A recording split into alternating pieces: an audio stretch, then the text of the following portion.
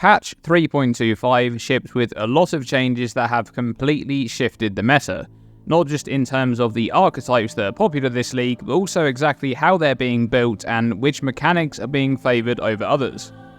Whilst a lot of this can be attributed to the overhaul to melee in 3.25 and the resurgence of players picking up those builds once more, there were some really significant changes that have had a huge impact on every build archetype no matter which location that build finds itself on the passive skill tree or what type of build it is. And that's the changes to the makeup of core defenses in 3.25. Defenses had been in a similar spot ever since patch 3.16, which introduced spell suppression and overhauled the evasion and armor formulas along with massive buffs to both grace and determination, which saw those auras being used incredibly often on many builds going forward. In the time since then, the game has slowly but surely become balanced around the existence of spell suppression, whilst a huge representation of builds used grace or determination, or even both auras at the same time to shore up their defenses. But this changed in a big way in 3.25, so let's take a look at those changes and how they've impacted the meta, beginning with those auras. In Settlers of Kalguur, both Grace and Determination were nerfed, but their nerfs were the result of another change which saw the introduction of a large amount of new armor base types with considerably higher base defenses. If we're to just isolate this change and compare characters using those auras in 3.24 to 3.25, the end result isn't all that significant, with a simple shift in exactly where the base defense is coming from, and only a minimal change in how much is actually being gained. You gain more base defenses from gear and less from auras, but the actual amount you have in total is somewhat comparable to previous patches. However, out of isolation, this change is far more significant because we've seen a big shift in the amount of characters actually using the Grace and Determination auras. In 3.24 Necropolis, 45% of players were using Grace and 41% were using Determination, with 16% of all of the players in that league using both auras at the same time. Fast forward to 3.25 Settlers, and there's a huge drop-off, Grace with 27% of characters using it, while Determination has seen a similar trend with just 24% of characters using it. But the biggest drop-off is that subsection of characters using both auras, which was 16% in 3.24, down to just 4% in 3.25. The reason for this drop-off is that the opportunity cost of using these defensive auras has massively increased.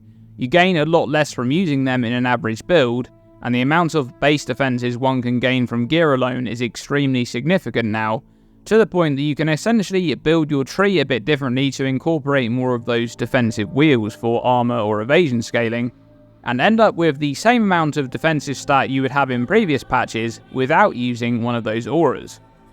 But there's another really big change that's related to this meta shift which we need to discuss for the full story, and that's the change to endurance charges. See, for the large majority of builds using Grace or Determination or both in previous patches, they were using them for their benefit against physical attacks from monsters for the most part. After all, this is one of the most dangerous things you encounter when you first reach maps.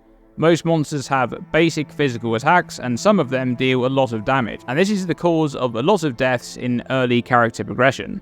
And the addition of those defensive auras in a lot of builds help to protect your character against those hits. But in 3.25 we've seen a shift away from using those auras, and a shift towards not just utilising endurance charges, but also heavily investing into them. Endurance charges were changed in the Settlers of Kalguur so that they no longer provide elemental resistances, but instead grant elemental damage reduction. They still provide PDR as well, so each charge now grants 4% additional physical damage reduction and 4% elemental damage reduction. And a lot of builds are finding ways to fit endurance charges into their setup. Now, one thing that must be said here, of course, is that naturally, if melee builds are more viable and there are more characters on the lower left side of the passive skill tree, there are a lot more builds that can and will invest into endurance charges. But overall, the usage of endurance charges across the board went up massively in 3.25, even for the builds that are typically on that subsection of the tree. One of the very popular combination of mechanics for builds on that lower left side of the tree is stacking maximum endurance charges and speccing into the Disciple of the Unyielding Charge Mastery wheel at the bottom of the tree, and using the Mastery for 100% increased charge duration, in combination with the Eldritch implicit on body armors for gaining a charge every interval, which allows you to maintain endurance charges because their duration is longer than the gaining interval. During mapping, you can still encounter rare mobs which strip charges, which is why those builds are also using Enduring Cry, not just for the life regen, but also the ability to quickly regain lost charges. However, in a bossing setting, this combination with the charge mastery and the body armor implicit is a reliable way to maintain those charges outside of using Enduring Cry, and endurance charges are a great thing to have on pretty much every boss. Now, another big shift for defenses in 3.25 is block and all of the changes regarding this mechanic. This one is a little bit skewed due to the Gladiator rework and the existence of the Svalin unique shield, because with those two instances in particular, investment into block is mostly a foregone conclusion. But regardless, that investment into block is achievable thanks to some big changes to the block nodes on the passive skill tree, and in the case of Gladiator, the change to Versatile Combatant is huge to enable block on that ascendancy.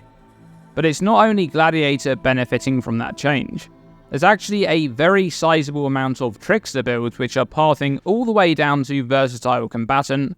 They're mostly made up of Flicker Strike, Lightning Strike, Splitting Steel, those kinds of skills, all using Ephemeral Edge of course, but they're all making use of block as one of the core defenses of those builds, and they're doing that by converting their evasion into armor using Iron Reflexes and using Aegis Aurora, a unique which benefited greatly from those changes to block. Speaking of Aegis Aurora, a shield which is commonly used with Melding of the Flesh due to its maximum resistance scaling. Another big change in 3.25 is the introduction of maximum resistances to regular dual modifiers, making those stats more accessible than ever before. You can now obtain up to 2% maximum resistance for an elemental type on a single dual modifier, and these can actually be stacked on a single dual. So you can get up to 4% max res for 2 elemental types, 2% from each, on a single dual. Now, when I first saw this change, I immediately thought about how powerful this would be with Melding of the Flesh, a unique dual which makes your maximum elemental resistances be equal to the highest one, allowing you to scale a single stat. However, what I hadn't considered was just ignoring Melding of the Flesh and instead just stacking these duals to gain a bunch of maximum resistances for all elemental types, and not having to deal with the penalties imposed by that unique dual. And that's exactly what players have been doing. In fact, usage of Melding of the Flesh is down massively by more than 50%, from a 7% usage in Necropolis down to just 3% in Settlers. And you may think that's because Aegis Aurora is being used less, and that is true, but not to the same extent. Aegis Aurora had a 6% usage in Necropolis compared to 5% in Settlers, so not even remotely close to the same drop-off as Melding of the Flesh has seen between the two leagues, and I think this is the result of maximum resistances being the most accessible they've ever been. Outside of league mechanics such as Trial of the Ancestor tattoos, it's never been so easy to obtain meaningful amounts of maximum resistances with limited investment, and generally that makes Melding of the Flesh a weaker dual overall. Lastly, we'll discuss damage taken as, because access to physical damage taken as other damage types was largely nerfed in 3.25. A lot of the modifiers on crafted gear were removed or replaced, and on non-unique gear you can pretty much only get the Eldritch implicits now on helmets and body armors. Interestingly, this was the approach they took instead of nerfing items such as Lightning Coil or Cloak of Flame. And I think in hindsight, this was probably the correct way to do it, because those items need to remain as powerful as they were, since they're now competing with those much stronger new higher base defense armors. Now, there's not too much to make of the data for these items. For example, Lightning Coil is down from 8% usage in Necropolis to 3% in Settlers, but the types of builds that were predominantly using that item are also scarcer in this league. The data for Cloak of Flame is a strong suggestion though that these uniques are still going to be very popular going forward. Cloak of Flame had an 8% usage in Necropolis compared to the 7% in Settlers, with the amount of chieftain builds in the league being somewhat comparable. Overall, the huge amount of changes in patch 3.25 has shifted the defensive meta in Path of Exile in a big way, and I think I'm a fan of most of the changes. I really like the aura and base type changes in particular. It provides a lot more freedom in terms of how you use your mana, and even things like blood magic become viable because you're less shoehorned into using a particular subset of reservations. How are you finding defenses in 3.25? Let me know by commenting below. Thanks for watching this video, and thank you for your ongoing support. As always, stay tuned and stay safe.